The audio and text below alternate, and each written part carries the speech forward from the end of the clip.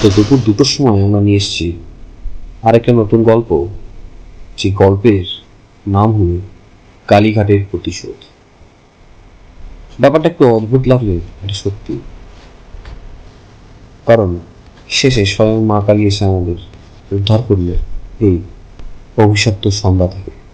অভিশপ্ত সন্ধ্যায় কলকাতায় কালীঘাট এলাকা, যেখানে মানুষের বিশ্বাস আর কুসংস্কারের মিশ্রণে এক অদ্ভুত পৃথিবী সৃষ্টি করেছে, যেটা বাস্তব থেকে পুরোটাই আলাদা। সেই অঞ্চলে ছিল একটি পুরনো বাড়ি,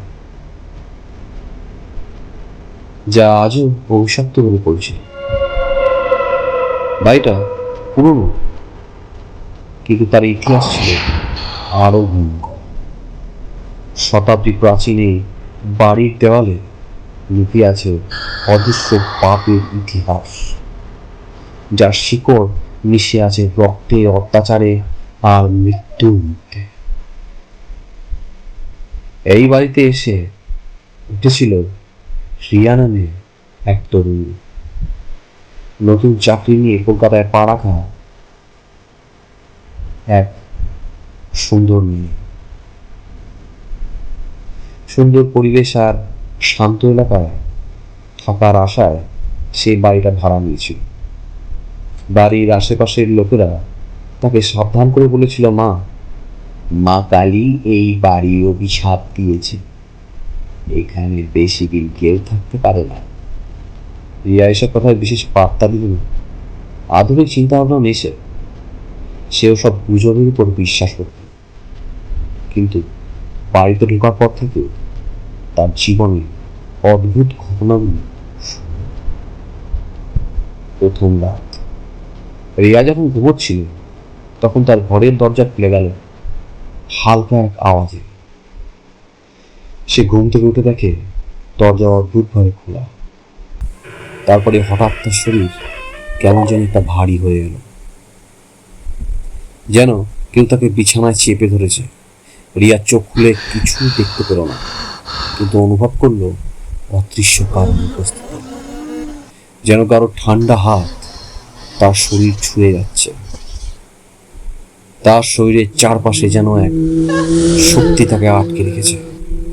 সে প্রাণ ভরে চিৎকার করতে চাইল, কিন্তু গলা দিয়ে কোনো শব্দ বেরোচ্ছিল না তার। পরের দিন সকাল, রিয়া ঘুম থেকে উঠে দেখতে পেল তার শরীরে অজানা ক্ষত ছিল, হাত, পা আর ঘাড়ে আঘাতের দাগ। সে জানতো না এসব কোথা থেকে এলো। এসব দাগ তার শরীরে ছিল না আগের রাতে।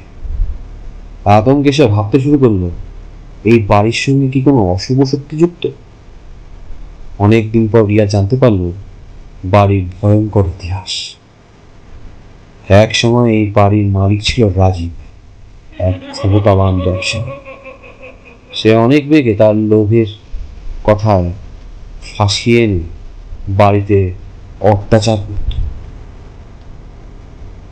অনেক মেয়েই এখানে তার হাতে ধর্ষণের শিকার হয়েছিল। তারপর তাদের নিখোঁজ বলে ঘোষণা করা হয়। রিয়ার মতন তারা এখানে হয়েছিল। সবচেয়ে ভয়াবহ ছিল সিমি নামের এক তরুণীর ঘটনা। সিমি ছিল অত্যন্ত সাহসী, কিন্তু রাজীবের নির্মমতার কাছে সে শেষমেশ হার মানে। তাকে নির্মমভাবে হত্যা করা হয়েছিল এবং তার আত্মা আজও বাড়ির চারপাশে ঘুরে প্রতিশোধের অপেক্ষায়। রিয়া ক্রমে ক্রমে বুঝতে পারছিল যে নিজেও সে একই ভয়ানক ঘটনার শিকার হতে চলেছে। রাতে সে আবার সেই অদ্ভুত অনুভূতি অনুভব করল, কেউ যেন তার শরীরকে চেপে বসে রেখেছে, তাকে শ্বাসরুদ্ধ করে ফেলছে। তার ঘরের ভেতর থেকে শোনা লাগতো অদ্ভুত ফিসফিসে, আর ঠান্ডা নিঃশ্বাস যেন তার হাড়ে লেগে বেরিয়ে গেল। অধ্যায় মা কালীর সাক্ষাৎ।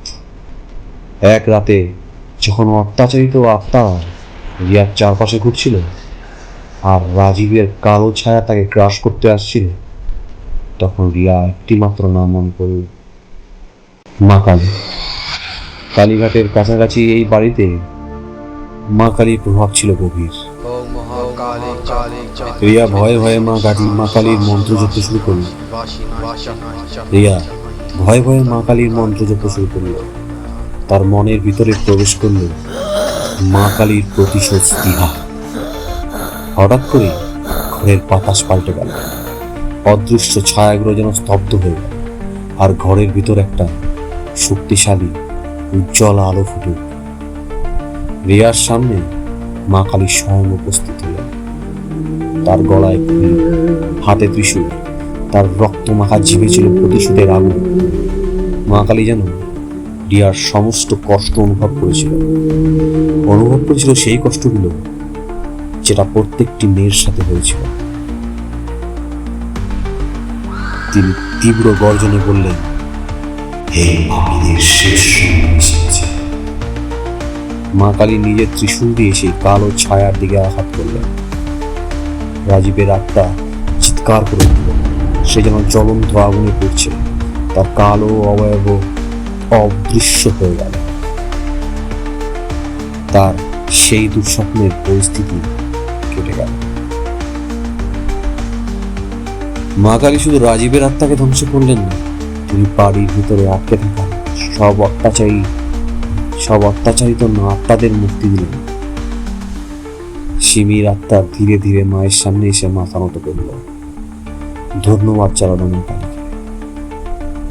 মা কালী তাকে আশীর্বাদ করে মুক্তির পথ দেখালেন।